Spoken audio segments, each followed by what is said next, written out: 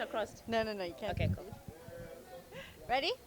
Samantha, tell us about Lady Liberty. Sure. Lady Liberty is a mobile legal office that travels to different communities around South Africa in order to empower women using the law to do so, just in two simple ways. Well, I think. First way is to provide information about basic human rights, as well as their general rights and perspective of South African law, as well as their responsibilities. And then the point, or the aim rather, is to enable them to use the law to protect themselves in their day-to-day situations.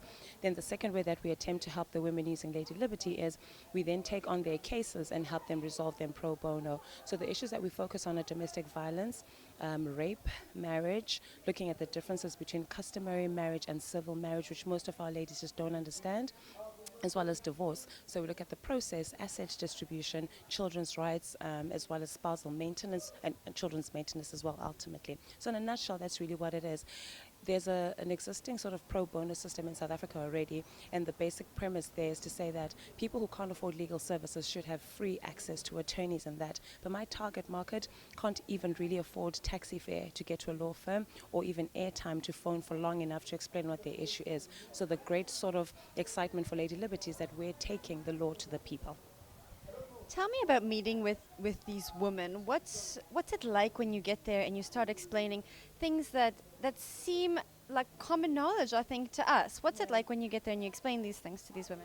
You know, the very first sort of thing that stuck out for me is the one I really wasn't prepared for. So, you know, when you're an attorney and you're sort of used to speaking to someone who has at least a basic understanding of their rights, they come to you with some level of understanding and they need a solution.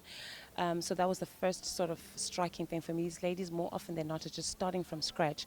Everything is sort of flying around them: protection order, maintenance, court, but it doesn't feel tangible for them, which means it ultimately doesn't serve them. But the other big thing for me was that there was a huge emotional and sort of mental trauma that's associated with the issues that we look at.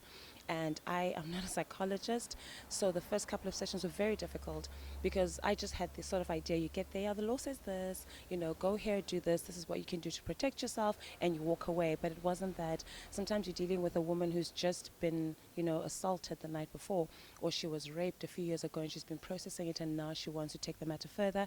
And the one young lady that stands out to me was she was hit by her father with an axe. So I was literally speaking to her, but I'm looking at the scar, but I'm trying to focus on the legal issues. So the challenges are a lot greater than just the legal bracket, which is why I've now partnered up with certain organizations, still in the process of doing so, to say, once I've done the legal aspect, I don't want to just walk away. You then take care of the counseling, you take care of the skills development, because we've also found that the women who are in domestic, well, abusive relationships of any nature really, are normally dependent financially on the people that abuse them. So it feels to me like I'm not really changing her life. I may give her information, but she's still going home and she still needs this person. So if she can at least realize she has some sort of skill, see some kind of light towards the end of the tunnel in terms of her ability to financially support herself, then it's a holistic sort of picture. So those are the two really big things that stood out for me and that consistently come up when I meet with the ladies.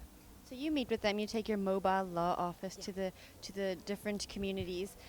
Do you involve other lawyers? Is there a way other lawyers and legal representatives can get involved? Right, so the mobile legal office has actually been my car, you know, so technically mobile, you know, and we get there with the law. So that has been the start, and it's been a very interesting sort of challenge. But now I'm actually excited to say it's gaining a little bit of traction, and we do have other independent attorneys who are in private practices contacting me. And Norton Rose Fulbright has also played quite a huge role there on board, so I have access to some of their lawyers, and all I'm really asking for is their minds and their time. I take away the admin from them, we sort out all of that, just get them to the ladies, I get the ladies for them, they impart their knowledge, and we leave. And then the secondary sort of legal assistance from the other attorneys is if they don't want to come to communities with us, that's also all right, because we still need a channel of attorneys who are still then going to take the matters to court, attorneys and advocates.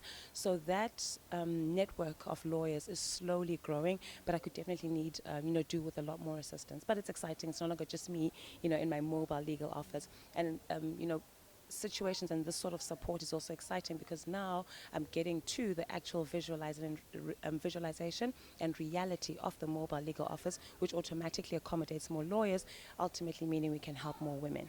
Tell me about how the women's lives change after they've interacted with you and learned about their basic rights. You know, the first thing that strikes me always is the hope.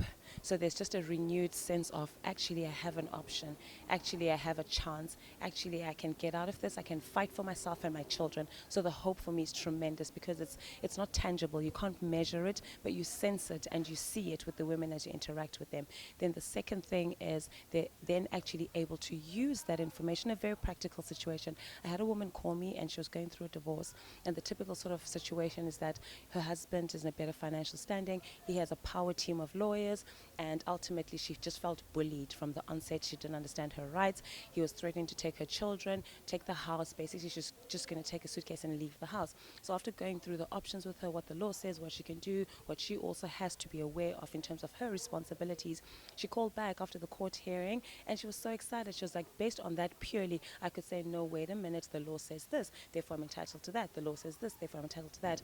And ultimately, she was able to share their assets. She has like a joint sort of, I call it custody, but we don't really use that term anymore, but access to the children with her husband. So it's a practical situation for me when the one day she feels like she's lost absolutely everything, as if the divorce alone isn't traumatic enough. But she comes back and she's like, actually, I kept my house, kept the car, I have my children, now I can pick up the pieces. So lives do change. It's a great thing you're doing for these women. Thank you. Thank you for all of your hard work, and thank you for the interview. Not a problem. Thank you so much for the opportunity, because platforms like this actually are what enable people to know what we're doing and then reach out to us, and then, you know, the scope of assistance and the network ultimately grows. So thank you too. Great. Thank you. Yeah.